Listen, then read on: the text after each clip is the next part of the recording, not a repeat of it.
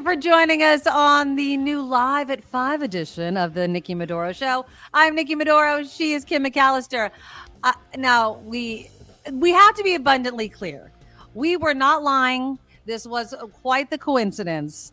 But yes, Kim and myself both had COVID at the exact same time. And no, same day.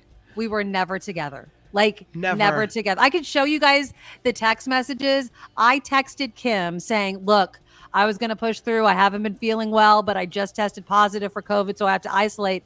She just woke up from a nap because she wasn't feeling well, and her husband was getting her COVID test, and she just tested positive for COVID. So guess anybody who tested wondering, positive today? Yeah, it takes a while to get. Mark. But Mark remember, tested positive today. Mark Thompson tested positive today. Yes. Yeah. Oh no, I didn't know that. Yeah, Mark and Courtney both have it. Everywhere. It's really everywhere. Yeah. Welcome. I'm so glad that I'm feeling better and Kim's feeling better. And we are here for the Live at 5 inaugural show that's going to be every Thursday. I have my cocktail. I don't assume you're drinking right now, Kim McAllister. I have my mocktail, I drank cocktail. my Coachella Valley tea, and I'm out, so now I have to order more. And now I'm drinking my sparkling coconut water. Okay, good. Well, I'm drinking cocktails. Anybody else having a cocktail? Because we have so much to talk about. I've missed you guys so very much. I am drinking my drink, which is vodka, club soda, ginger beer. It's the Maduro Mule in this black cup. Nice. It's an insulated cup, so it doesn't sweat, and so I can drink it slowly throughout the show. I don't think I'm going to get as hammered as I did when we drank wine at 9. Oh, that was a doozy. That was no food, no breakfast, although I haven't eaten much today. But anyways, I'm really glad you guys are all here. I'm so happy to be back live. Kim is as well. So let's get into it. We're going to talk about a bunch of stuff. Before we do that, of course, you guys, please click the thumbs up button. Welcoming a bunch of new subscribers to the Nikki Maduro Show. Awesome. Thank you so much. A lot of you found me through Chip Franklin, Really America. Thank you guys for coming on over here and checking out the show. We talk about politics. We talk about local news, California news. So if you're really into progressive news versus very conservative, right-wing, batshit crazy news, you're in the right spot. So click the thumbs up button. Make sure you're subscribed and hit that bell so you don't miss a moment. And thank you, everyone, for being here. So it is Thursday, and we've had a lot of news since we last talked because the Olympics is on, and we will get to our favorite Olympic moments. But this morning, we woke up to some. I almost got teary-eyed when I heard about it because anybody, especially not just any American, any human being, but especially journalists, finding out that these Americans, and also it was 4 people being released. So it's journalist Evan Gershkovich, Paul Whelan, who's been in there forever, and then dissidents Vladimir Kara-Murza in a multinational deal. 24 people apparently between the United States, Russia, Germany had a hand in this as well. We woke up to this news this morning, and I cannot imagine how happy their families have been. Yeah. But as I was watching President Biden giving his, he was making the address to the press and everything about it. Of course, there's this reporter question because, of course, it's a presidential year and Donald Trump has to throw his 2 cents into every single thing because, God forbid, he's not in the headlines and there's not attention on him as well. Listen to this exchange between a reporter talking about what Donald Trump said to President Biden. President Trump has said repeatedly that he could have gotten the hostages out without giving anything in exchange. What do you say to that? What do you say to President Trump now, former president? Why didn't he do it when he was president? Boom.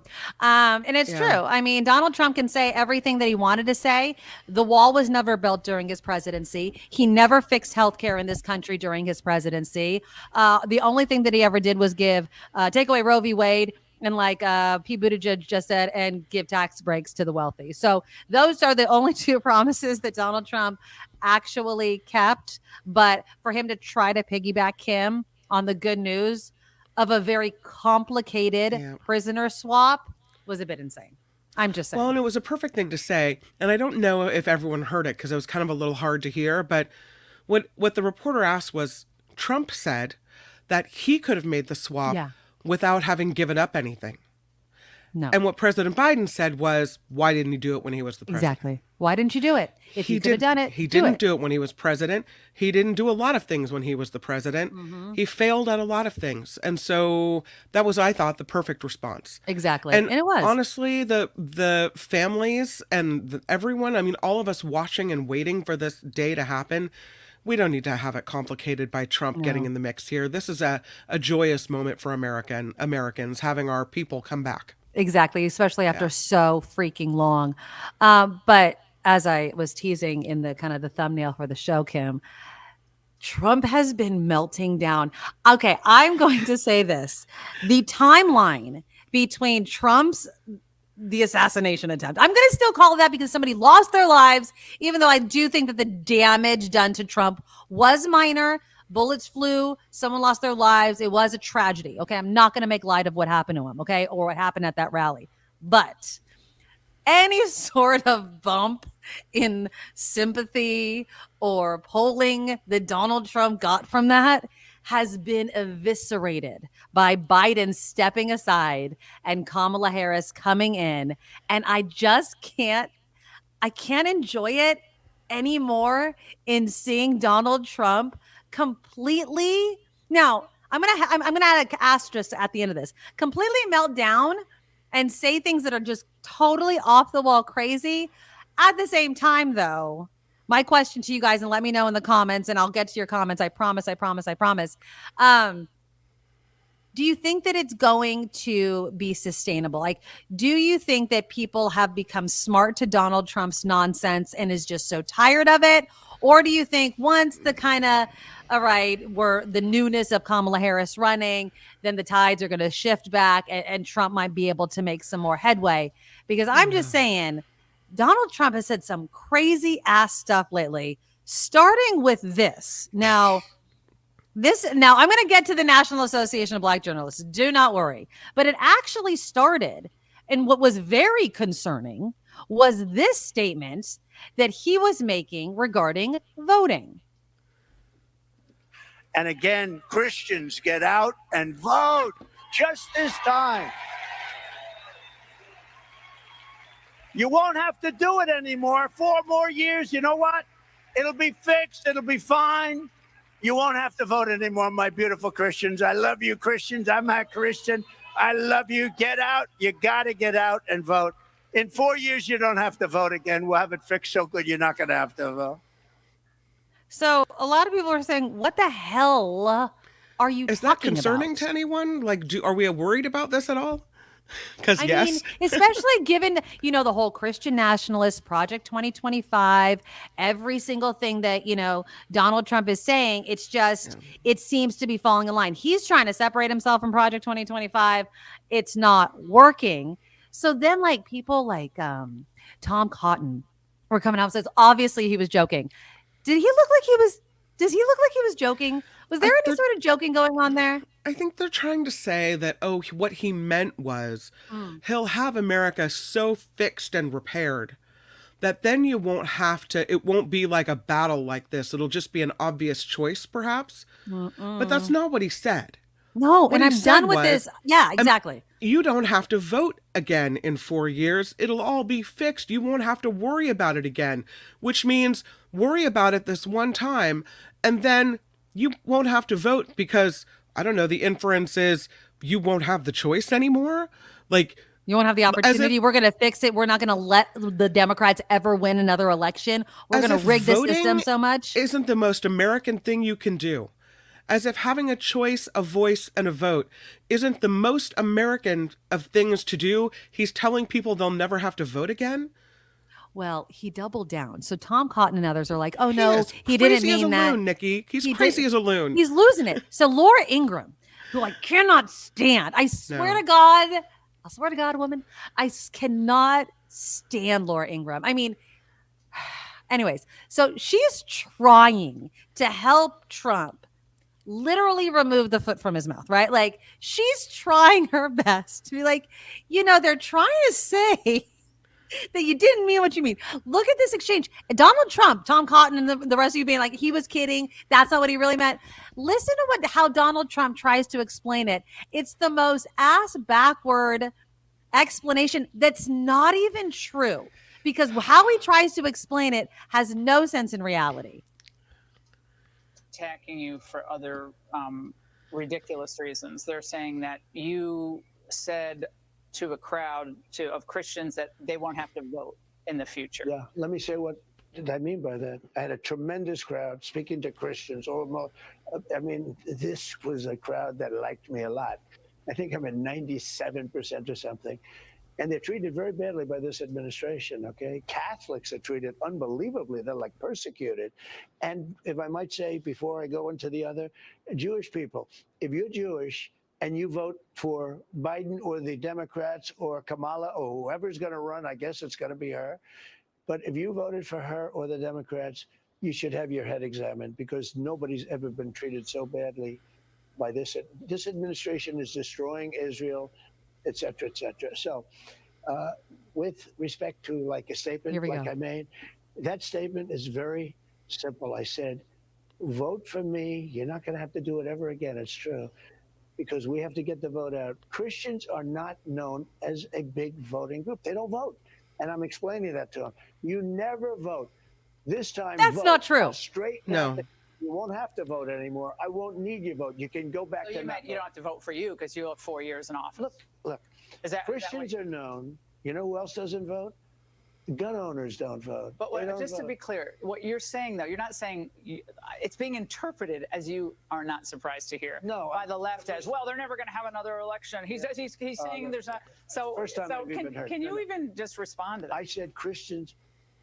I started off by saying, just so you understand, you never vote. Christians do not vote well. They vote in very small percentages. Why? I don't know. Maybe they're disappointed in things that are happening. But for a long time, I say, you don't vote. I'm saying, go out. You must vote. November 5th is going to be the most important election in the history of our country. Whether you vote early or not, we should have, by the way, one-day voting. We should have voter ID. We should have proof of citizenship. And we should have paper ballots, okay? That's what we should have. But we don't have that. But I said to the Christians in the room, thousands of them, I said, typically Christians do not vote. Why it is, I don't know. You're rebellious. Something's going on. Don't worry about the future. You have to vote on November 5th. After that, you don't have to worry about voting anymore. I don't care, because we're going to fix that. The country will be fixed, and we won't even need your vote anymore, because frankly, we will have such love. If you don't want to vote anymore, that's okay.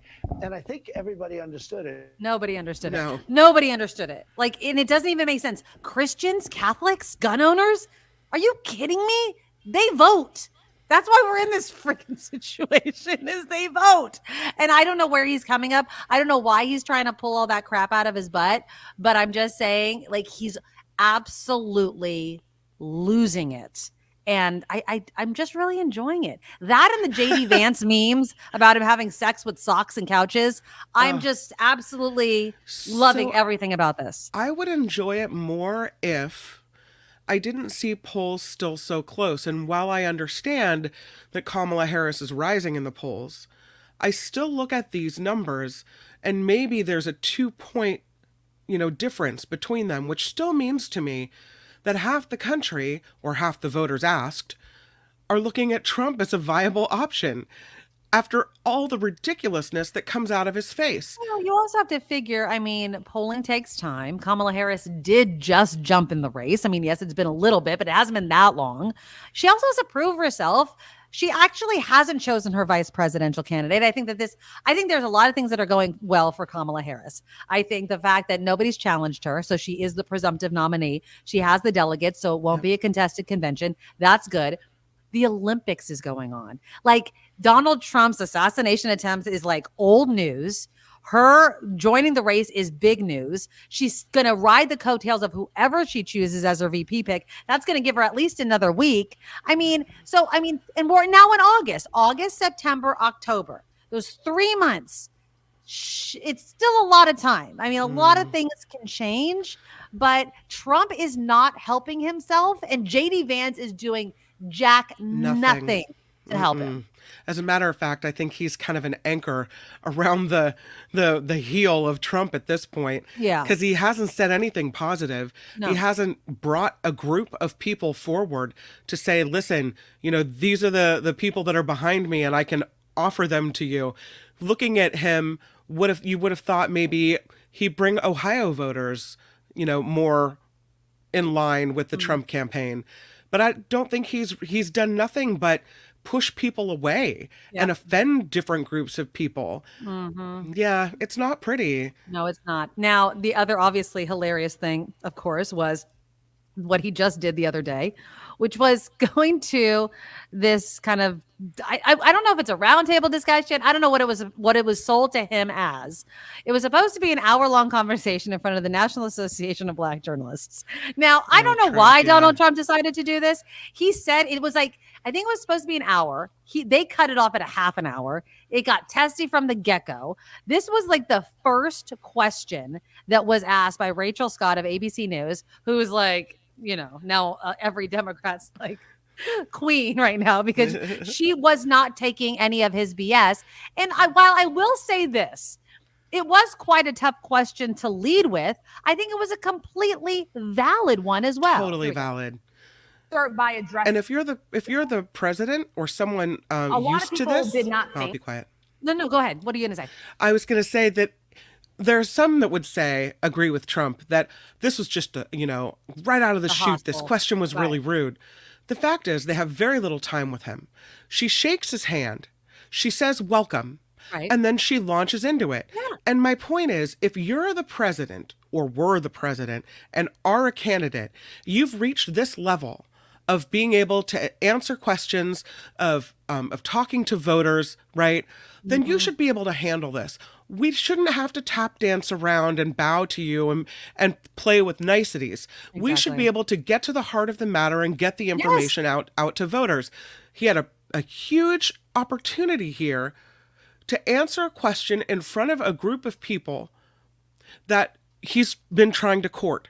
Yeah. And what he did was a major fail. Exactly. So here's the questioning, and you guys let us know in the comments. I mean, his response does seem crazy, right? It was appropriate for you to be here today. You have pushed false claims about some of your rivals, from Nikki Haley to former President Barack Obama, saying that they were not born in the United States, which is not true. You have told 4 congresswomen of color who were American citizens to go back to where they came from. You have used words like animal and rabid to describe Black district attorneys.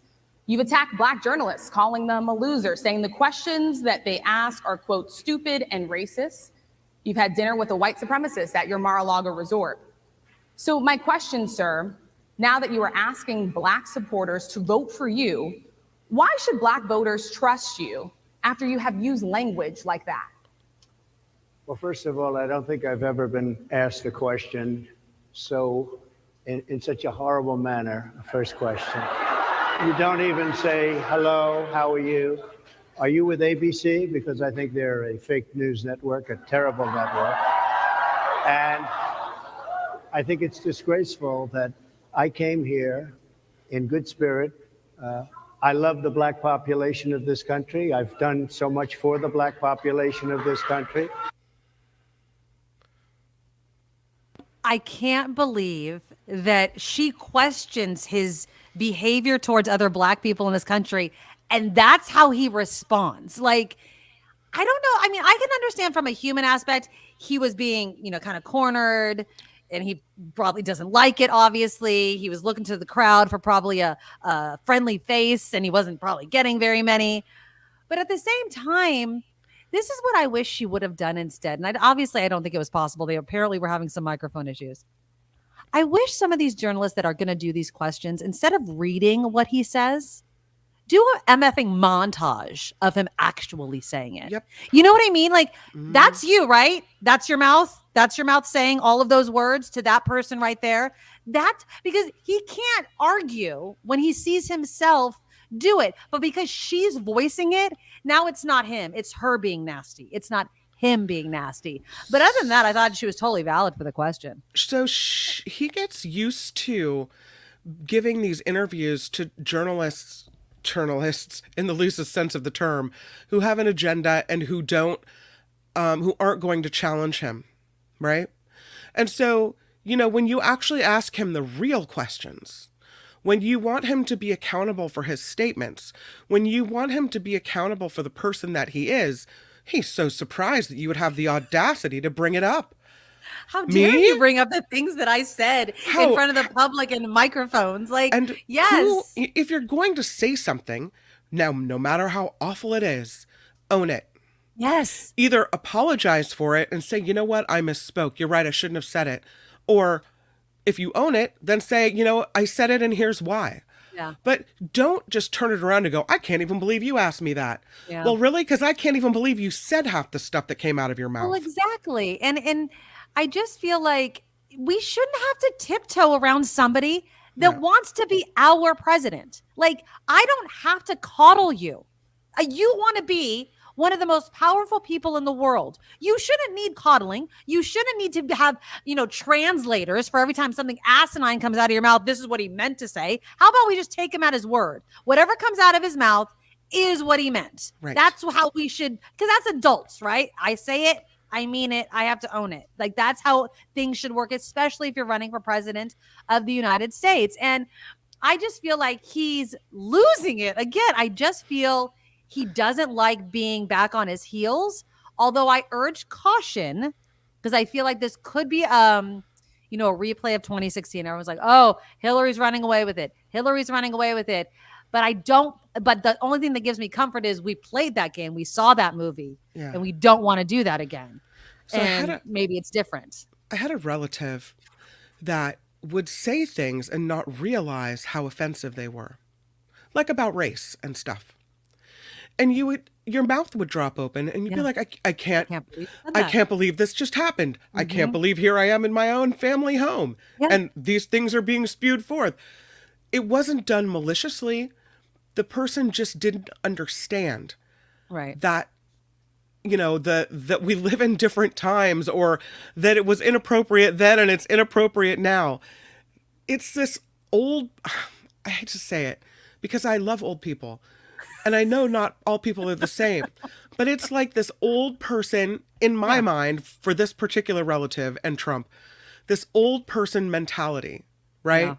Where white people can say things like this and they aren't challenged because, it's just the way this generation of people think. Yeah, that's the previous generation. That's just how they talk. That's just what they mean. Blah, blah, this blah, is blah, someone blah. running to be the president of the United States. Exactly. Who represents the Black people, people of all colors and all sexualities and all everything, right? Yeah. So this is a person who has to be a little bit more literate when it comes to how not to offend people and what's appropriate and what isn't. And he doesn't have it.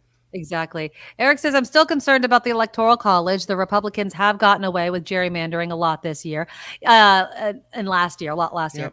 And I agree with you, although I will also say, you just have to urge people to get out and vote. And that's why the voter suppression tactics, the intimidation, this story, since Eric's comment is so timely about it, did you see this point where in Georgia, apparently, there was I don't know if they've fixed it yet, but there was this headline where you could basically, if you had somebody's address, social security number, some sort of identifying figure, you can cancel their voter registration for them. It was some sort of mistake on the website. And of course, this was supposed to be a safeguard. But it's not. It's open to abuse. And now people might be purged from the rolls. Roll through the neighborhood and anyone who has a Harris sign on their lawn.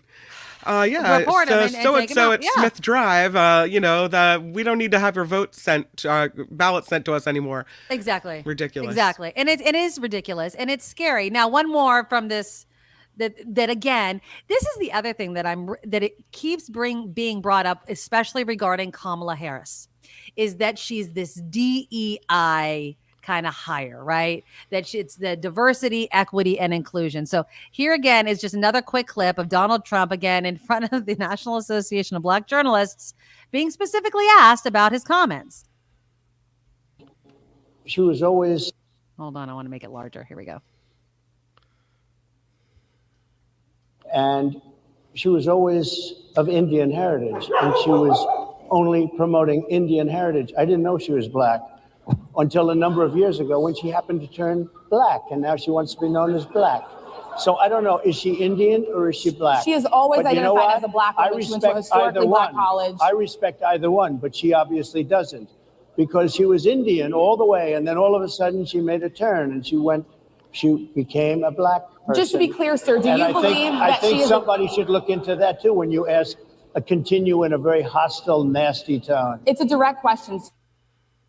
I mean, it blows my mind that he said it out loud. Like, she went, and like you heard it, Rachel Scott say there, she went to a historically black college. She was part of a black sorority. Like, to say that Kamala Harris has not identified as black is so Did you know she wasn't black? racist.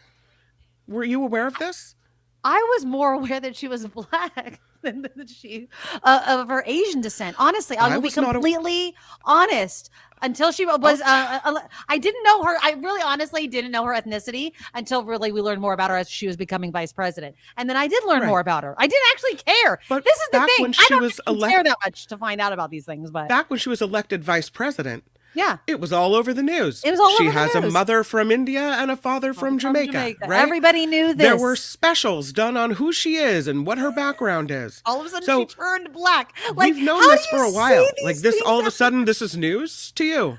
But he said it out loud, Kim. Like, that's Grandpa at the dinner That's table. what I'm saying. Yes, This that's is crap. the old person in the room. Are you that kidding like me right now? somebody needs to put a filter on Grandpa because outrageous things are coming out, and Exactly. it's so ridiculous that you would laugh and chuckle and go, "Okay, let somebody take Grandpa back to the nursing home," except for. It's not wants to be Grandpa. president. It's the guy Yeah. running to be the president. Exactly. So it He's would insane. be like amusing and ridiculous, except for the fact that this guy could be in charge of America. So, Exactly. Uh-oh. And the point is like Republicans also aren't helping Trump. You know what I mean? It's like we have, and I think I have one clip. I think in my long list of clips right now, Pete Buttigieg is just. I mean, I don't know if he's going to be the vice presidential pick. I think this is what I think, because you guys know I wanted Pete Buttigieg, a long time ago. Love him. But I don't know if Kamala Harris, Buttigieg, although I would vote in a heartbeat, like I would vote for any Democrat. It doesn't actually matter. Yeah. But I think that Pete Buttigieg, as Secretary of State, to give him the international experience to set him up for his presidential run would be a chef's freaking kiss for that guy. That guy is amazing. He is helping Kamala Harris. You know what I mean? Like it's so great to see Democrats rallying and actually making good headlines, since I was so freaking pissed off at them this like month ago. Like my blood was boiling at the Democrats, and now it's like, this is what we need. We need to speak positively. We need to keep promoting the things that we're doing. We need to keep calling Donald Trump weird, or that's like the phrase that we're using for Republicans right now. Here is Senator John Kennedy talking, and it's as if he's trying to help Donald Trump, but even the Fox News host is like, you guys, it's as if they need another tool in their toolkit. You know what I mean? Like, this isn't working for you guys anymore, and it's not resonating with America anymore. You worry how that comes across. And maybe you draw no distinction between a female candidate and a male, and that's their game. But that this could hurt the female voters. Well, let me say it again. Sure. The vice president is a candidate for president of the United States. I don't care about her gender. Neil, maybe you do, but I don't. I don't care about her race. I care about her. Then why call her a ding dong? And I'm telling you what the polling shows. I'm telling you what the polling shows. And it does. And I'll be glad to sit down with you and walk you through the polls. Please do, because I never know when it's constructed to call people names, Senator. There you go. On the left or the right. But I'm sorry if it hurts your feelings, but let me say it again. Senator, you keep bringing it back to my feelings. My feelings matter a little. All I'm telling you is, if you think you can gain this November calling people names, I don't know how far that goes, left or right, but we'll see. It's still early. To your feelings seem to me like they matter to you a lot, Neil, and I'm trying to be objective here. Let me say it again. Are you really being objective, Senator? I just think you've got a bash-a-thon of name-calling at her. If you call that being objective, I don't know. But, Senator, I do want to thank you for... I mean, when Fox News hosts are turning on you, you know that like you need another tactic is all I'm saying. And I don't know if they have another one because Donald Trump is an asshat. So how do you defend the guy? You know what I mean? Like what else do you have other than his playbook, which is calling people names? What was the other one? Donald Trump was like practicing nicknames. And there was like a lion Kamala that he tried, but he also did another one. Oh, Laughin Kamala, but he spelled it like Laffin or something like that. Like, that's the best you got. You know what? That's great. If that's the best he can do, bring it on. I don't know. I mean, I know. I'm going to enjoy it while I can. I don't know necessarily how long it's going to last. I know She's politics got in 3 months is long. Huh? She's got tremendous momentum. She does. She's raised at least $200 million. Yeah. She has at least 170,000 volunteers signed up to help with her campaign. And that's just in the first week. Yeah. There's tremendous momentum and excitement and new life and breath in this Democratic run for the presidency. And I don't see that stopping anytime soon. Well, I have one more, and I promised you a Pete Buttigieg. I'm telling you, Kim, I cannot love this guy anymore. I feel like I can still remember. To this day, I know exactly where I was. I'm not even kidding. I was driving on 280, getting on 380 on the freeway. The first time I heard an interview with Pete Buttigieg on the radio. And I was like, who is this guy? I'm not even kidding. He made that much of an impression on me all the way back then. And I was like, this guy, when he was running for president, for the Democratic nominee, I was like, this guy's amazing. And I was like, and I didn't care, it was just a white dude, but the way he spoke and he doesn't get frazzled. Like I couldn't run for politics. My blood would start boiling. I'd start taking off my coat. My hair would get frizzy. I would not be able to run for politics. You would know instantly that you were getting under my skin. Pete Buttigieg, he knows how to talk to people no matter where they're from in America. Yep. And and I don't know why conservative TV brings him on because they will not get him. So here's a great video that I have of him just nailing Fox News, and I love it. Them the most, whether we're talking about choice and her stance on defending a woman's right to choose versus Donald Trump, who eliminated a right to choose in this country. Well, he sent it back to the states, to be fair. Let's be very clear. He is proud of the fact that he demolished the national right to choose in this country, period. But there are states that are figuring this out. I mean, there are some that are, it's nearly impossible, a 6-week ban or less. But there are others, there are states in this country that allow no restrictions up until the due date of a child. There was a national right to choose in this country, law of the land for 50 years, which the vast majority of Americans believe was the right thing to do. But Donald Trump made a promise when he was a candidate, one of the few promises he actually kept, by the way. He didn't keep his promise of 6% economic growth. He didn't keep his promise to drain the swamp. He did have a pandemic to deal with. But even before the pandemic, America went into a manufacturing recession, which really hurt places like where I come from in the industrial Midwest. But anyway, my point is, he broke his promise for that kind of economic growth. He broke his promise to pass an infrastructure bill, right? He said he would do that. He failed to do it. The Biden-Harris administration got it done. He even broke his promise to that January 6th mob when he said, I will be at your side when you march down to the Capitol. But he actually did keep 2 promises. He kept his promise to destroy the right to choose in this country, and he kept his promise on tax cuts for the rich. And if you want to know what a second Trump term would be like, I would start by looking at those rare promises that he actually managed to keep. He did say that he wanted to get rid of Roe v. Wade, but again, send it to the states where they are hashing this out empower the states to eliminate women's access to abortion. And also, as you know, the Republican Party continues to be interested in a national abortion which he's disavowed completely. Yeah, he's disavowed a lot of things. I don't believe him. You think he lies all the time. You think that his pledge that he would not pass a national ban is one that it's one that's going to go down with most of the promises that he's made and broken. Let's talk about this, though. So, I mean, he's He's so good, Kim. He's so good. And he makes good points. He doesn't have to yell at you. He doesn't have to get all flustered. He's just like, no. She did try to talk over him, and he took it and turned the conversation back to where they were. He's like, nope. It's brilliant to be able to do that, because they'll try to derail you with something else, and he's like, nope. Let's talk about actually the question that you asked. Exactly.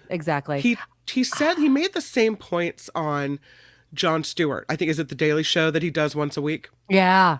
He was making the same points, and he actually made some more points, which if you can go back and watch the Daily Show with Jon Stewart and the Pete Buttigieg edition that was recent. It was so good. You guys have to watch it. I loved good. it. I can watch it on repeat. It was so good. My only complaint was that sometimes he almost takes himself a little too seriously, and I wish that he would kind of be able to laugh at himself just a little bit more. Well, there was that whole part about the vetting, and he was kind of like playing with Jon Stewart about that. A little bit. But at the same time, I think that's kind of also his appeal. You know what I mean? He's like this, I don't know, middle America guy. He's not threatening. He's very intelligent. He's a veteran. Yes, he's gay. And I'm not even saying that that's a negative. I just, again, America, it's not a negative. I'm just saying America may not be ready, but I keep hearing Harris has to pick a straight white dude. A straight white dude is the only thing that will, allow her to ascend to the presidency. Right. That if you try to pick a Jewish guy in Shapiro, if you try to pick a gay guy like Buttigieg, that all of a sudden then you have this ticket that's a little too, I'll use their word, woke for people. Right. Why can't we look at who is the best? Why can't we look at who really would do the best job for America and not care what color they are or who they sleep with or love or anything else? Because why is America so preoccupied with who people are in bed with at night? This is why. You want to know why? Because there is this idea that if you're anything but a white man, and I'm going to say a white man, you're a DEI. And that in and of itself proves why we need to make an effort to outreach. I'm not saying that Kamala Harris isn't qualified, but the fact that people undermine and dismiss all of her qualifications because of the color of her skin and what's between her legs just exposes the fact that people think the default with no experience, you could be a freaking TV star, but because you're a white man and rich helps, you're all of a sudden default qualified. But if you're a woman, if you're a different race, if you're a different sexuality, you must be a diversity hire. Screw you guys who think that way. Why does white and male have to be the automatic default and everybody else is a DEI hire? It's bullshit. I'm sorry, it is. Sorry. Teacher Lori says there's too much misogyny, anti-Semitism, and homophobia still in the U.S. Hate to say, as a Jewish woman with a gay brother, Harris needs a white Christian male as a VP. Andrew Brashear is good. Southern governor, young and handsome. Kentucky brings nothing to the party. She has to pick it from a swing state, and a state with enough electors that would affect the electoral. I mean, they're saying Kelly of Arizona, right? Yeah. So I think that would be a good choice. You know why I also like Kelly? He's not Buttigieg or Shapiro. He's and I hate to say this, vice presidents really, and I will kind of agree with Donald Trump. I don't know if it was included in the video that I played, but it was part of that National Association of Black Journalists comment. He's like, vice presidents don't really bring much besides the initial, their vice president. No, but listen, during the political campaign, it's like there's this big rush of attention, right? But then as far as the campaign, they back up the president of the United States. It's their agenda that they support, right? So I get that. I want Pete Buttigieg, again, as Secretary of State. I don't know what Shapiro would be good for, because I'm whatever, a cabinet position. But what I like about Kelly is he brings what you were just talking about. We need a vice presidential candidate to work the electoral college numbers, to reach out to the people from the states. But once you become vice president, not saying that Kelly can't do anything and he's not qualified and all that sort of stuff, but then, we put you in your slots and then we're bringing you up to, if Kelly wants to run for vice president, okay, I think Pete Buttigieg should run for president, whatever you want to do. But I'm just saying, like, we've got a bench. We've got a young bench. And we've got a bench also that has a moral and ethical backbone, because anybody that carries the water for Donald Trump is a no vote, in my opinion, because you sold your soul, you sold your country for a guy that wouldn't do the same. Like, he is no Joe Biden. You could say that Joe Biden is old, but there is no effing way that Donald Trump would have ever looked at himself in the mirror and says, if I best for this country, you know, whatever my political leanings, my temperament, my attitudes, my racist tendencies, is this what's best to be a leader of the United States? No, it is not. I should step aside. Donald Trump would never do that. He would never do that at all. It's interesting, Ren writes that she was recently in the middle of the country. She says they're not going with Pete or Gavin or two women. No. These words were said to us by Democrats in that area, Absolutely talking right. about who their neighbors would vote for. Absolutely. I think it's something we can't forget, because as Californians, we have a different outlook. Oh, of course. We're Right? totally bubbled. We are totally Yeah. bubbled. Yeah. I mean, I like being bubbled because I like to be progressive. I like to be like, look, Midwesterners or middle America, like, come on. Because there are people in your community that wish they lived in a community that was as progressive as this, right? Like, it's something to to aspire to. At the same time, I know that living in, you know, the West Coast and the congestion and the housing prices and all that, that's another negative that you have to deal with. But I would much rather deal with traffic and higher prices and be accepted for who I am and who I love, and not, you know, all those sorts of things, but not to stifle that and live in the middle of America. I'm sorry, I just would. And I'm not knocking middle America. I'm just saying, like, I get it that we're in a bubble, but I like my bubble and I want other people to join us. I do too. Welcome to our bubble. Please join. Please come. I'm sorry. It's true. It's absolutely true. So, and now, Chris, I know that you've been leaving a lot of comments, and you are welcome on the show. If you're going to offend other people in the comments, we'll have to put you in a timeout. But Chris writes, being a prosecutor does not translate to being a CEO. I don't want a CEO as president of the United States. I don't want a CEO as president of the United States. How about that? That's not what I want. It's not what I want. Yes, I want somebody that's going to take into fiscal matters and balancing the budget and all those sorts of things. But I'm sorry. You know what businesses can do? Businesses can go bankrupt, right? Businesses can lay off all of their staff. Businesses can treat every single employee as a budget line. Okay. I want somebody that understands that there needs to be a safety net for Americans, because not everybody starts at the same starting line in America. Okay. I want somebody that understands that and is working for every single American, not just the ones that are wealthy, not just the ones that are well off, not just the ones that are able to donate to their coffers. Because the truth of the matter is, the United States is a gigantic country, and the president of the United States needs to understand that. And if you run this country like a business, you can go bankrupt morally, ethically, and in its entirety. Donald Trump almost broke us on January 6th. Are you kidding me? And he wasn't a good businessman to begin with. He Give wasn't. me a And freaking what break. we saw from him is money first. Money first, ethics last.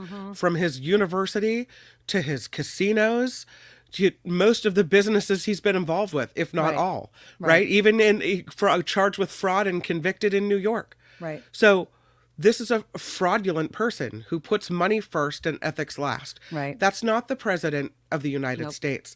Maybe I'm a pie in the sky kind of dreamer.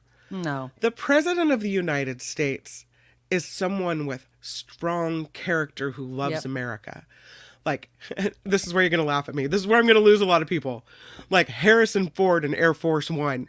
Someone you want to get behind and believe. Yes, you have to someone be who's going inspired. to fight for America. Someone who's Yes. going to be strong. Someone who's going to do the right thing. That's the guy. Like, you know who I see that? I see that in a lot of people, but that's Pete Buttigieg, like the guy who has the military background, whatever.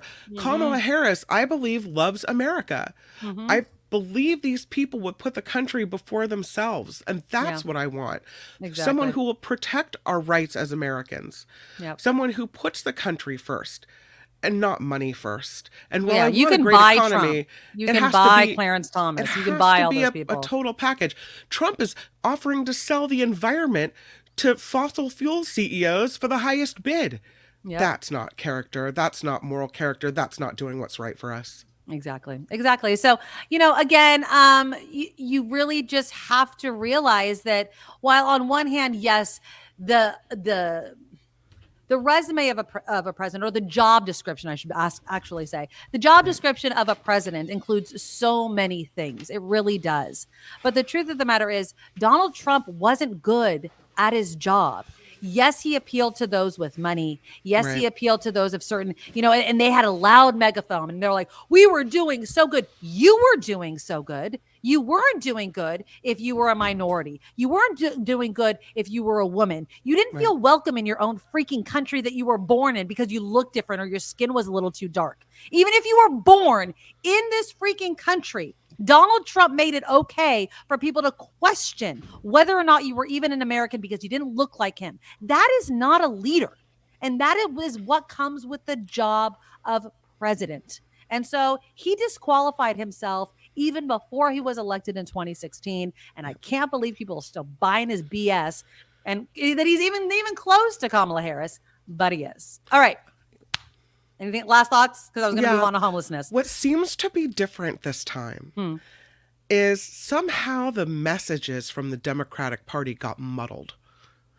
And now, I don't know if it was, the Democrats so preoccupied with the age of President Biden or what it was, but those messages, like the one we just heard Pete Buttigieg go on to Fox News and really eloquently discuss, those messages seem to be buried, right? And now they seem to be elevated to this point where we're not just the other option, like vote for anybody but that crazy guy, crazy grandpa in the corner, right? Exactly. Now it seems to be, not only do you not want Trump, crazy guy in the corner, but look at all the things we can offer you. And here's the message. And that's being lifted up. And that's exciting to see because it's more along the lines of vote for us because we're not him. And it's more about, look at us. Look at all the things that we are representing and all the ideas that you can agree with us on. And that's a message that inspires people to come to the polls and to make a difference and vote.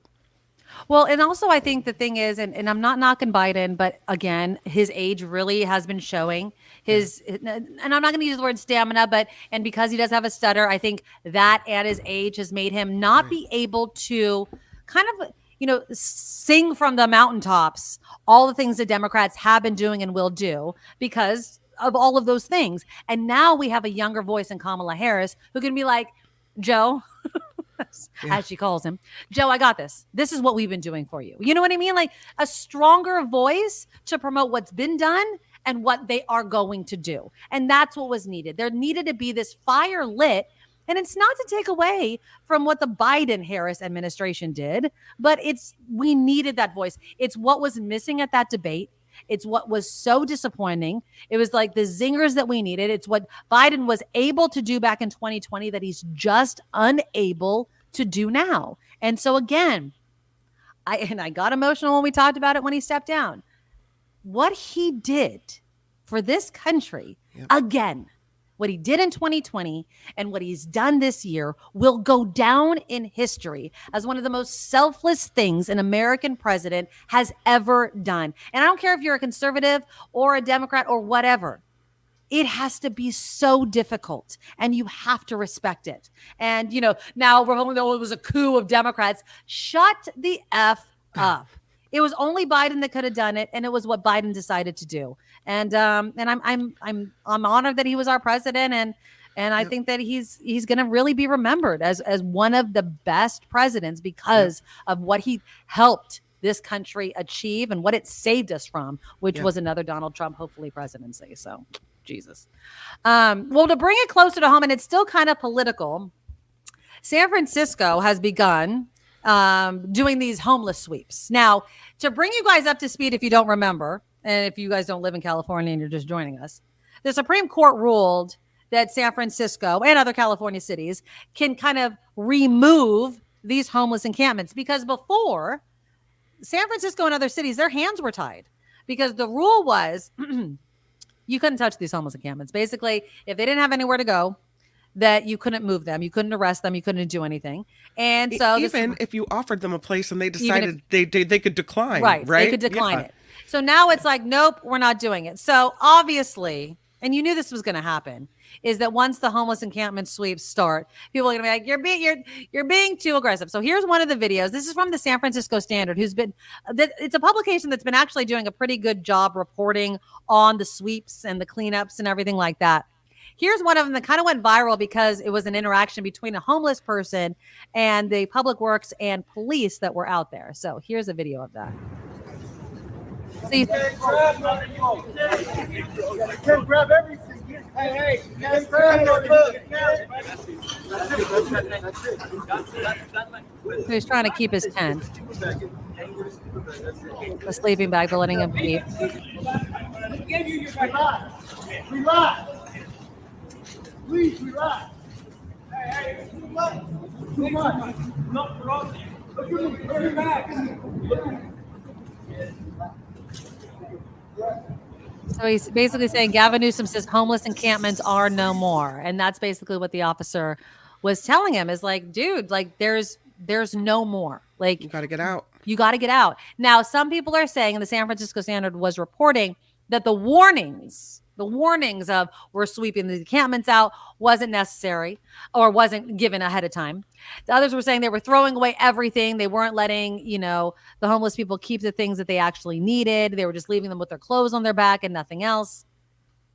What do you think? Because I've been reading a lot of different kind of reactions to this.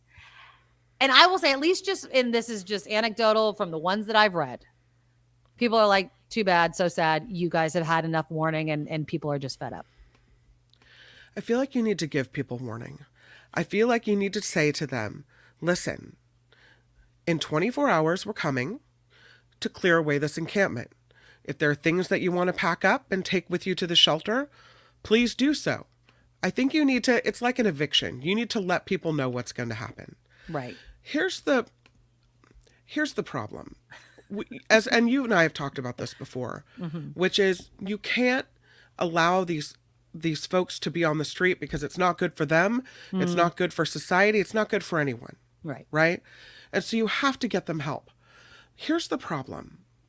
Here's this headline from ABC 7. Mayor London Breed is directing city staffers to offer homeless people bus tickets before they're offered housing. Yep. Now, this is in the medical industry, it's often called patient dumping. Yeah, right? busing them out. Like, that's Just your problem. Offer them a bus ticket, somebody else's problem down the line. Right. You could argue that the best place for someone that needs help is with people that love them, right? Of course. That you want Uncle Joe back from the streets of San Francisco, to, I don't know, pick a city in Iowa so that we can help him and get him help. And we didn't know where he was and we want to love him and be there for him. Right. The truth is that a lot of families have given up on these people. So when you give them a bus ticket, you have no idea where they're going to end up. And the truth is, when you give them a bus ticket, what you're saying is, we don't really give a rat's ass what happens to you. Right. And I don't think that's right. I think we have to care what happens to them. We have to go, okay, we're not giving you, a bus ticket unless we've talked to someone on the other end that wants you back. And we know where you're actually going. There is a place. But what we can offer you is this shelter. What we can offer you is a mandatory treatment program to help get you clean. What we can offer you is a clean bed and some psychiatric meds and some medical care. Right. That says we care what happens to you, not a bus ticket. A bus ticket out of town, that says you're someone else's problem, pal. Yeah. Well, okay. So according to ABC 7 and the San Francisco Standard, they part of the reason for this directive is because San Francisco's 2024 point in time count found that San Francisco is experiencing an increase in people who experience homelessness coming to the city from elsewhere compared to previous counts. So basically what they're finding is and this is the thing, and I don't know if you guys are aware of this, the amount of time somebody needs to claim to have been living in San Francisco to be considered a San Francisco resident is extremely short. How so long? I want to say it's less than a month. Wow. Okay. So that was always my question. I want to say, I'll have to research that, but you can Google it while I'm talking. I'm almost positive it's not like a year. I would say if you've been here a year, you moved here, let's say you got a job, you moved here from Wisconsin and you got a job at a tech company. And then all of a sudden Elon Musk fired your ass and you're like up a creek and you have nowhere to go. And so whatever. And so now you've ended up on the street or you're living in your car, or you're doing something like that. I don't know. Okay, but you've been here a year. You have, you've created some sort of roots here. Fine. But I think it's much shorter than that. And that raises the question of, and also they could lie.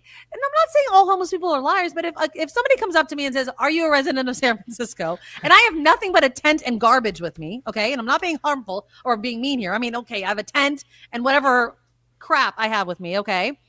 And they're like, are you from San Francisco? And I say, yes, but I have no identification on me. I could just be lying to you so I could stay. Like, it's not outside the realm of freaking possibility, right? Is your body laying in San Francisco? Is your head resting on a hefty bag covered pillow in San Francisco? Does that make you a San Francisco resident, though? It makes you someone who needs help. And I don't care where your head is laying, you need help. That is absolutely true, Kim. And this is going to be the heartless part of me. So I apologize because you guys know I'm a bleeding liberal. The truth of the matter is, though, and it's been documented, and as San Francisco is seeing, people in other areas, because of our open hearts, and I don't knock it because, again, I like it. They do come here. It's a fact. It's nicer here. It's nicer in California. And when there's services here, when you go to other states that aren't going to provide you services, where are you going to go? Yeah. I mean, there's truth in all of it. Okay. But I mean, I'm sure there are San Francisco residents here that are homeless. I'm sure a significant portion of them are. But to say all of them are, that's bull. I'm sorry. That's bull. And we can't take care of all of them. Now, I still agree with you.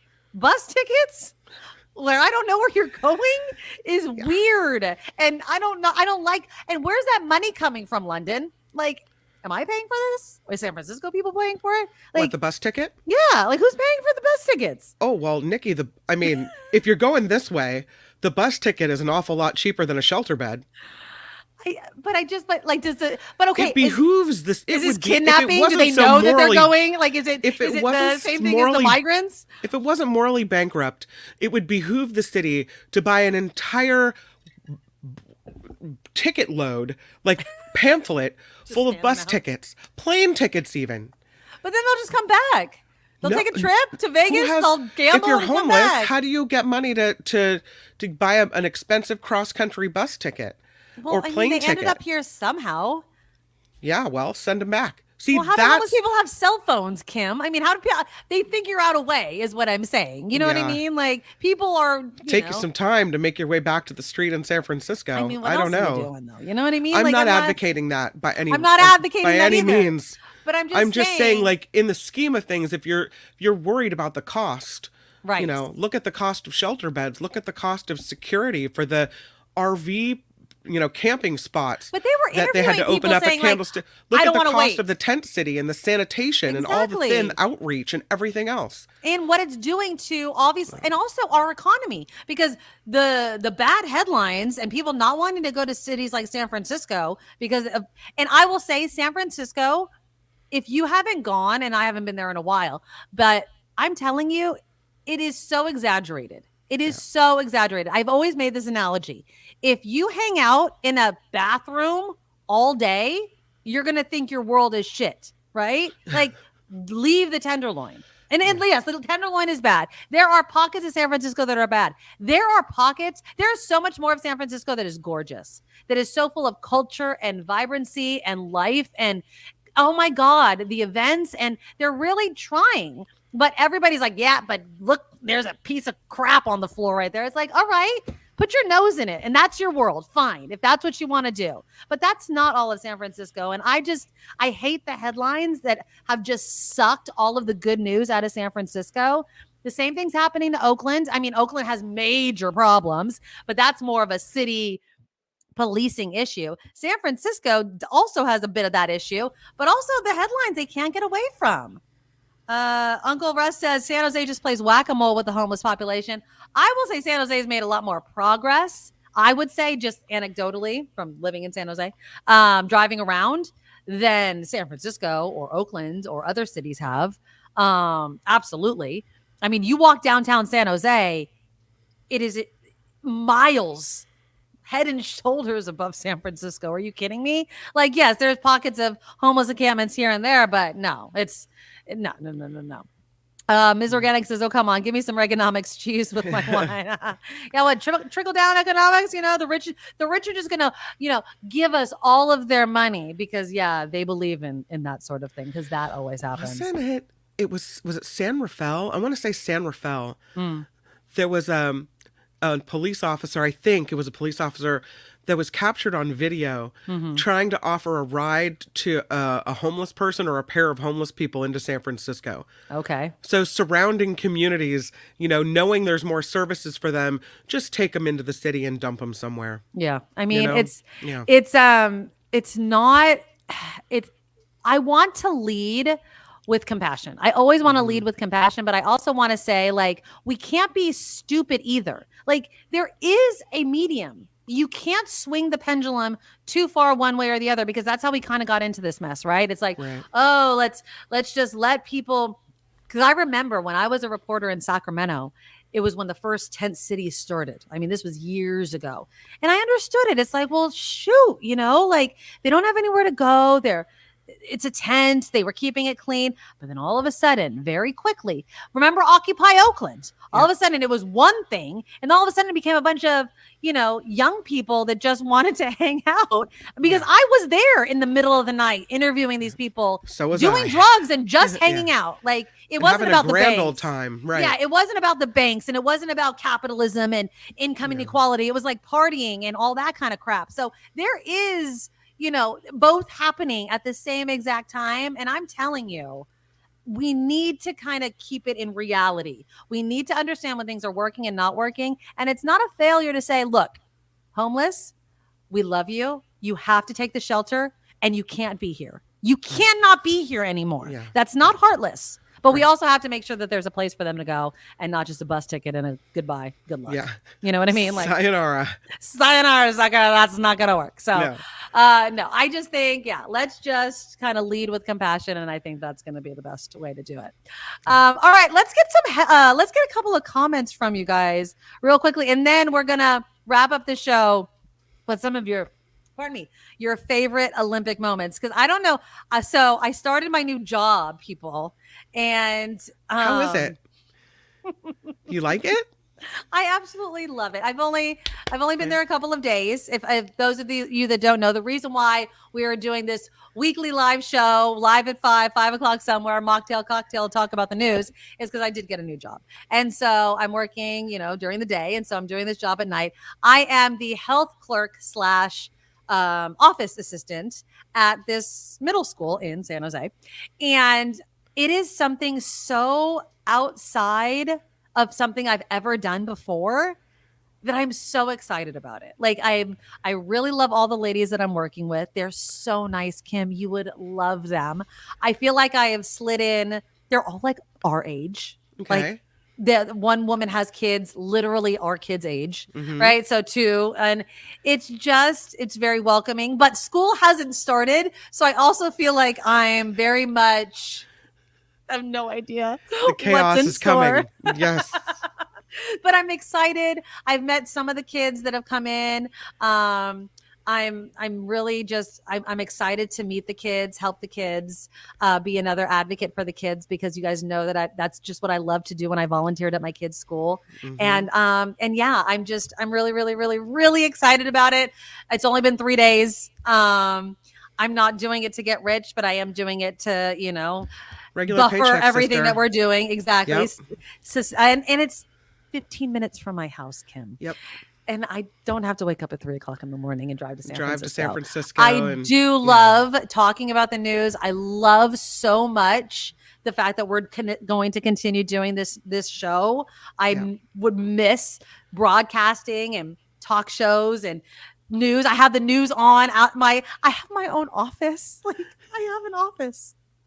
It's amazing. I'm going to be called Miss Nikki. Like, that's going to be amazing. Like, sounds like a dominatrix. Yeah, Miss Nikki, right? Prince going in the background. But yeah, I'm just really excited about it. It's awesome. I'll let you know when school starts. Okay. If I'm pulling my hair out, but I really do think that, yeah. And Phineas, California has new teacher certification rules. Only need a bachelor's degree. Just a little bit of inside baseball. I can also be a substitute teacher.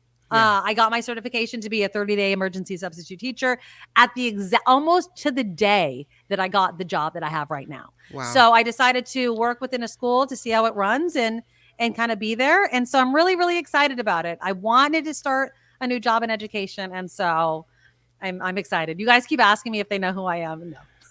They don't know who I am. I'm not gonna. Do you know who I am? I'm not Mark Thompson over here. No. Well, if they know, I would think you're even more valuable now, because now if there's somebody out sick and there's no substitute teacher, yeah, I don't know how that would work. The principal won't have to the administrator won't have to go take the class. They can send you. Yeah.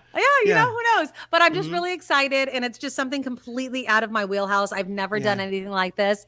It's a lot of paperwork. The health clerk, it's not temperatures, it's paperwork. And I'm really good at organizing. And so it's vaccinations and immunizations and getting all the paperwork and making sure the 7th graders can go to school and all those sorts of things. So that's what I'm doing right now, but I'm loving it. And thanks. So it's exciting. So I'll keep you guys posted. You go, girl. It's awesome. Fun. Okay, you guys, click that thumbs up button. The super chat is also live. Can we give some thank yous before we get to the Olympics really quickly? Because you guys are awesome. Absolutely awesome. Lori started us off with a $20 donation. Happy first day. Hope you're better. We are. You sound a lot better. You sound perfect. Yeah, I've been muting myself. I still have a little bit of a cough. I get some sort of attacks a little bit, but I'm definitely feeling much, much better. And thank you, Lori, so much for that $20 donation. Louise, a $10 donation. You both look great. So glad you're better. Heading to a screening of the new M. Night Shyamalan movie, Trap. But I want to give you guys a little support. Okay, I have not heard of the M. Night Shyamalan movie. So nice. And I know my husband hears me. So he hates when there's a new M. Night Shyamalan movie, because I always want to see it, because M. Night Shyamalan, you know, he's the king of the twists at the end. Yeah. Sixth Sense. And my husband doesn't think that after Sixth Sense, Unbreakable, there's like a couple of them, but my husband always thinks that M. Night Shyamalan's twists are not good twists. So I know that he's going to be like, no, we're not seeing it. We're going to go see it. Definitely. Yeah. Luis, let me know how it is, but don't spoil it for me. But I definitely want to see it. Cindy, thank you so much for the $10 donation. Glad you're getting healthy. Thank you. Ms. Organic with a $5 donation and another $3 donation. Thank you guys so very much. Kind. The super chat is a way for you guys to support the show, especially now that we're live. We really appreciate it, and we can read your comments live. So just look for the $sign under the live chat box. And you can also donate during the replay as well, because I know a lot of you guys watch on the replay. And it's a way to support the show. Our Patreon is also up. So please keep the show going by going to thenickimadoroshow.com. And our Patreon link is right there. And we'll remind you about it all at the end of the show as well. So thank you guys so much. And I'm so happy you guys are enjoying the show. PayPal as well. PayPal address is thenickimadoroshow@gmail.com. Thank you. Okay, so Kim, we've had COVID. So yes. I'm assuming you've watched a lot of the Olympics. Yes, I've watched some really stupid movies, and also I'm keeping track of the Olympics. And there's a lot of drama at the Olympics, and I've been really enjoying all of it. Okay, so do you have a favorite? Like, is there a favorite event that you're just I'm always catching the replay or watching it in prime time? So I'm trying to watch the skateboarding competition. James, my husband, is obsessed with that. Yeah. Mina Stess is from Petaluma. Oh, she's cool. a local girl. We're really excited about it. Everyone in town has signs all over to congratulate her. So that's really exciting to have someone local that's doing that. It's funny, I saw her dad advertise on a local I Love Petaluma Facebook page. Does anyone have a barn? We need a place to put our half pipe skateboarding fun. training ramp in. So it's kind of funny. But so that's been exciting. And then who doesn't love watching Simone Biles? There you go, baby. I mean, they are just amazing. And so, I mean, she's These the young best. women are fantastic. She is the best. And I'm not, you know what I love about Simone Biles? She's like, I'm sorry, I'm not being like conceded, I am the best. I'm not, Tiger Woods. I am the Simone Biles because she's that freaking good. And her team is really, really good. But did you also hear about with one of the other former Olympic Yes, gymnasts? people have been talking trash, huh? Michaela Skinner. Now, if you see a picture of her, she's blonde. She had come out with this comment. Here's what she said. I'm going to share it with you, and then I'm going to play you a little bit of Simone Biles' response. So apparently before, I don't know, I think it was during the Olympics. I don't think it was before the Olympics. She had come out. She was being interviewed, and this is what Michaela Skinner had said that really, really rubbed Simone Biles the wrong way. Here we go. But besides Simone, I feel like the talent and the depth just isn't like what it used to be. I just noticed, obviously a lot of girls don't work as hard. The girls just don't have the work ethic. And it's hard too because it's a safe sport. Coaches can't get on athletes and they have to be really careful what they say, which in some ways is really good. But at the same time, to get to where you need to be in gymnastics, you do have to be, I feel like, a little aggressive and a little intense because I feel like, Russia's not going to be there, so they don't have to have the stress of Russia. And then what other teams really are there? I mean, there's a lot of teams that have gotten better and have gotten stronger, but I feel like no matter what, as long as we do a decent job, we'll be fine. Even just some of the other girls that fell twice and still ending up in second place in the all-around is just kind of crazy to me. Is it Hazley or Hesley? Okay. And so she didn't even get the girl's name right. She apologized. And Michaela Skinner came out and she said, upon reflection, she had formally apologized. She said, upon reflection, I was comparing the Marta era to the current era. I'm coming to terms that I have not fully dealt with the emotional and verbal abuse I endured under Marta that perhaps led to my hurtful comments. I take full responsibility for what I said, and I deeply apologize. But she's blaming someone else for her being mean. I mean, I think she sounded jealous. She sounded bitter. She sounded like maybe she was trying to audition for a spot at the ESPN desk and the post team analysis. And the truth is, you were a competitor. You had your moment in the spotlight. Exactly. Now be quiet and let someone else have theirs. You got a silver, I think, too. I mean, come on. Why knock the American team? You don't need to do that. Well, here is Simone Biles kind of responding, but really for Simone Biles and the USA women's gymnastics team. They won the gold medal in the team final in Paris. Biles is now the most decorated American gymnast of all time with 8 medals.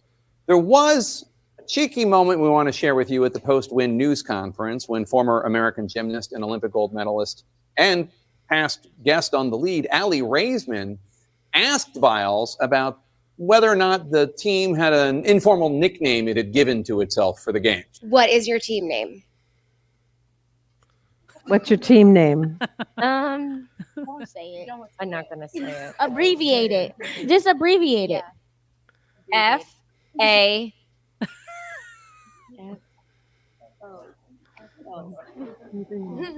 F.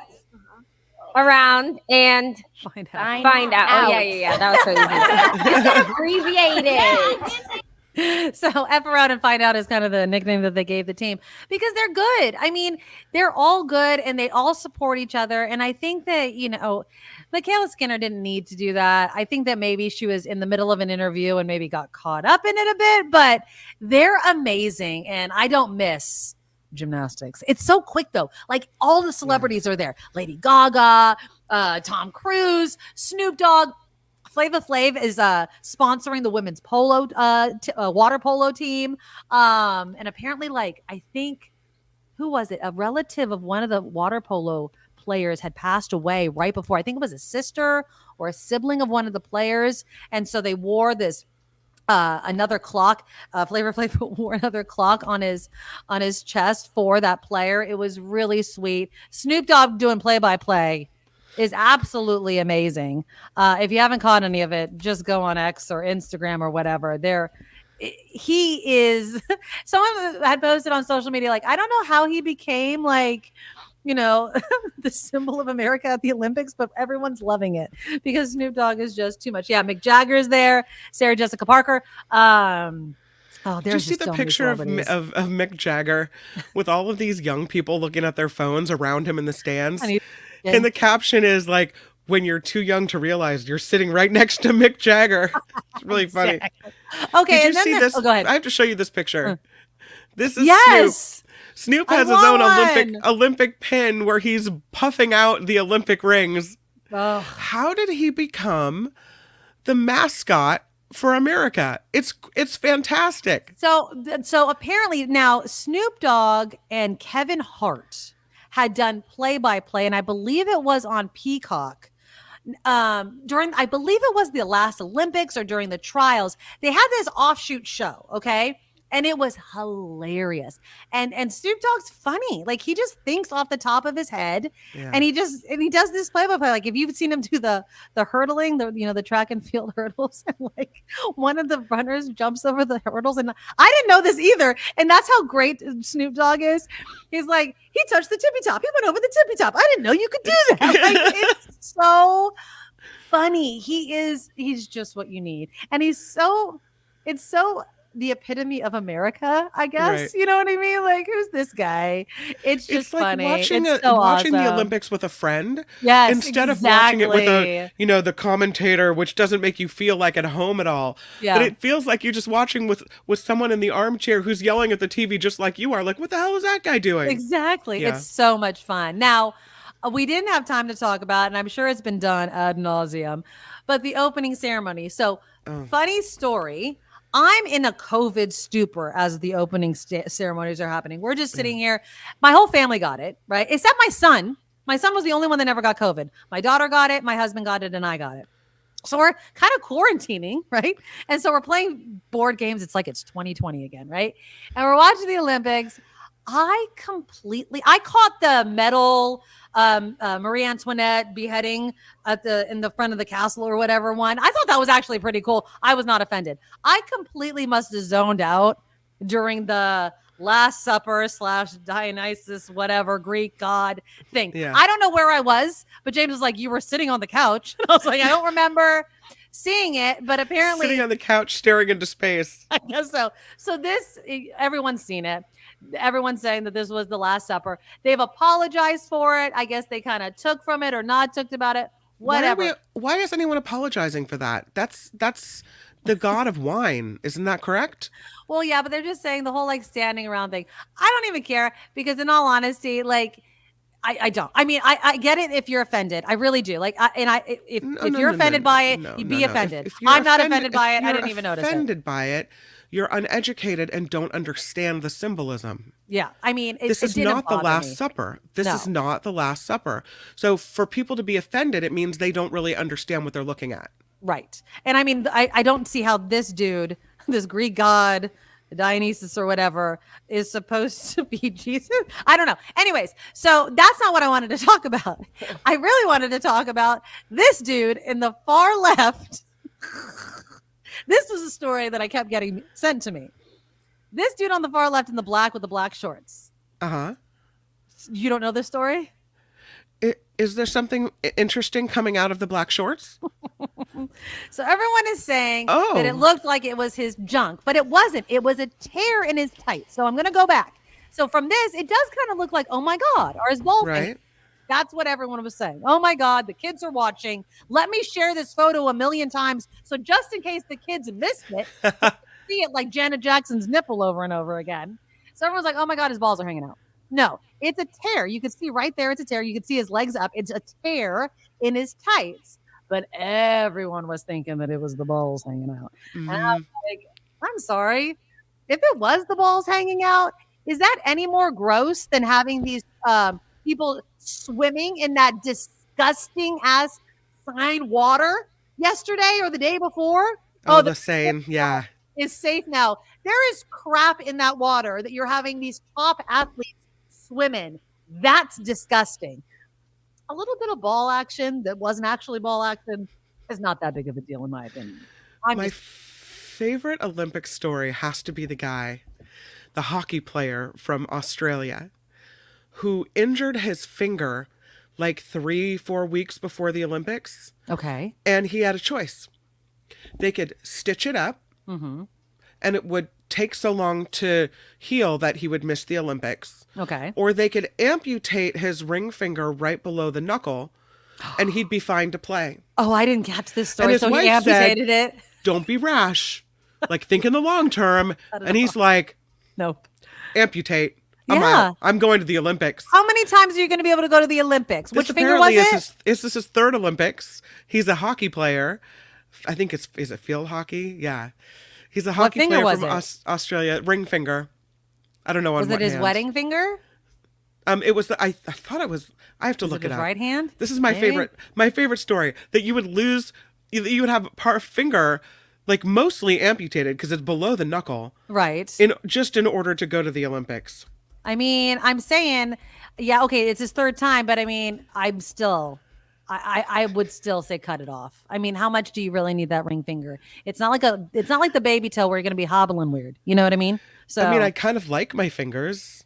well, I yeah, prefer but to have I mean, them. I feel like hockey players are so tough. Like they lose their teeth. I mean, they have a ice puck hitting them in the face. They're kind of tough, right? So His name is Matt Dawson. Mm-hmm. And he's from Australia. He's 30 years old. He was struck by a hockey stick in a practice match 2 weeks before he was due to represent the Kookaburras club in Paris. It would be his third Olympic performance. It was a very significant injury to the finger. When people around you, he said, when people around you see it and they don't say anything, you know it's really bad. Things got moving pretty quickly, and all I remember, he said, was someone saying, we need to see a plastic surgeon. And the surgeon says, it's still actually very lucky the finger to be hanging on. So he's given two options.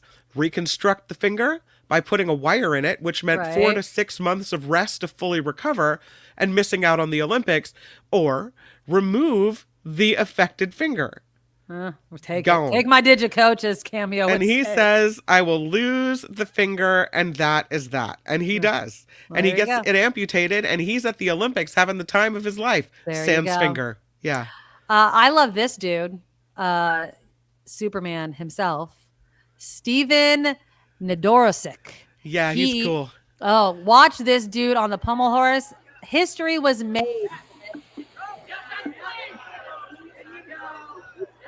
Couple of really Easy. difficult You know what I elements. mean? First one right Look here. at him pommeling his Look heart at him. out. Oh, that Great. one He's arm got thing. another one right here. Look, Be confident. Call makes you him so Clark proud. Kent. Yeah, because if you the see it, he glasses. wears the glasses, and then he takes the glasses off, and he's totally Superman. But that's funny. It's like he's doing the pommel horse blind. Like I'm like, how do you? I mean, I don't know how strong of a prescription it is, but it's like, where's my glasses? I have my glasses. Like he's like this. It's like, I'm now Clark Kent, and now I am the pommel horse champion of the world. So yeah, he's awesome. So he was one of my favorite people, and then my other favorite person. Here we go. Hold on, I got to bring it up to the bright time.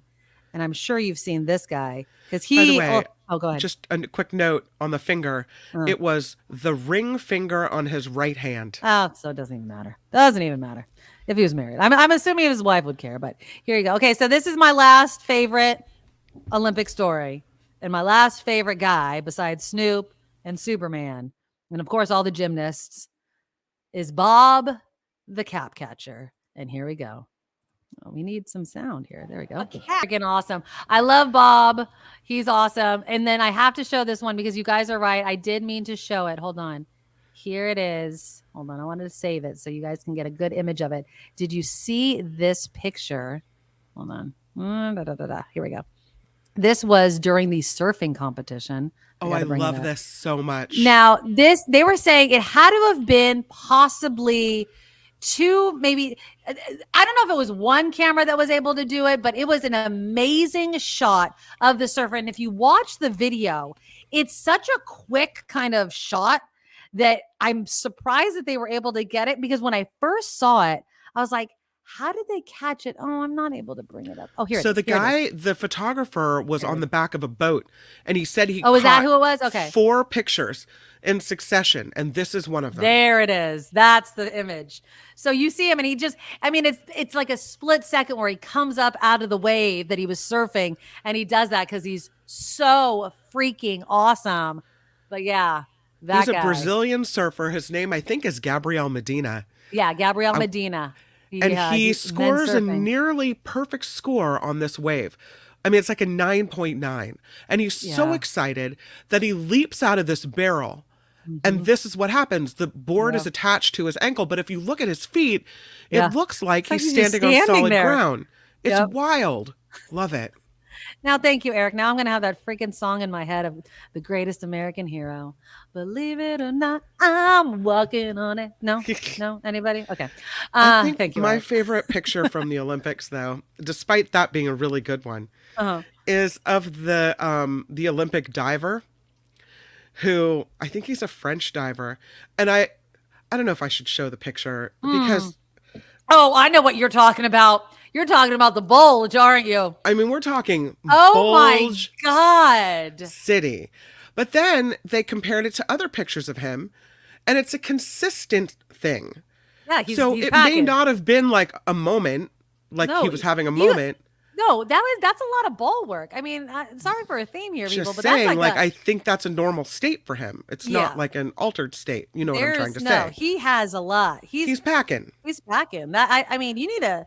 That Speedo was doing some work right there. That's all I gotta say. I think maybe that's too skimpy of a swimsuit for him. You know, I think he needs a little more substance to the suit. I'm just saying, it was quite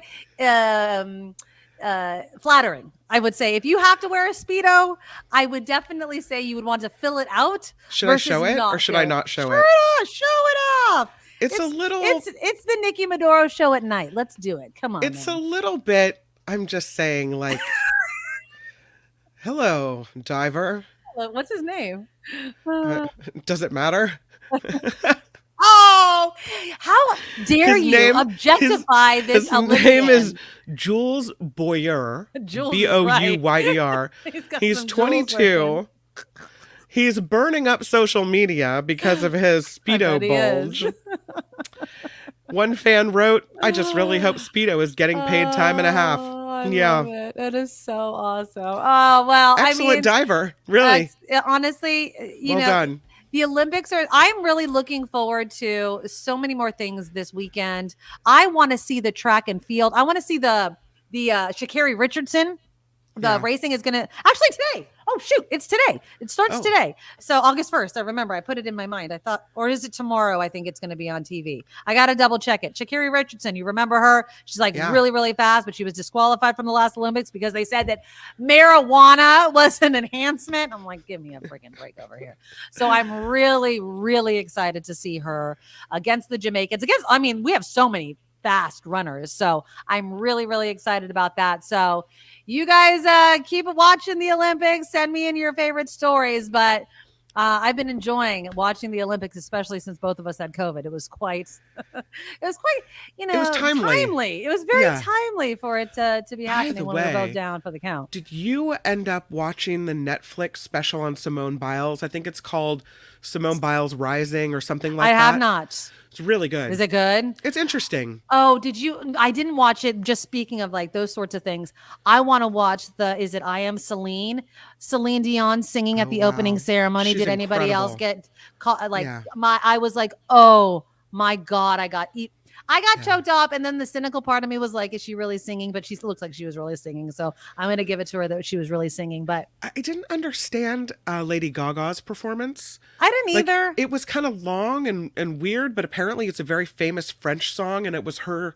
salute to France. It wasn't in our language. I like the pink pom-pom, so that was great. I like the pink pom-poms.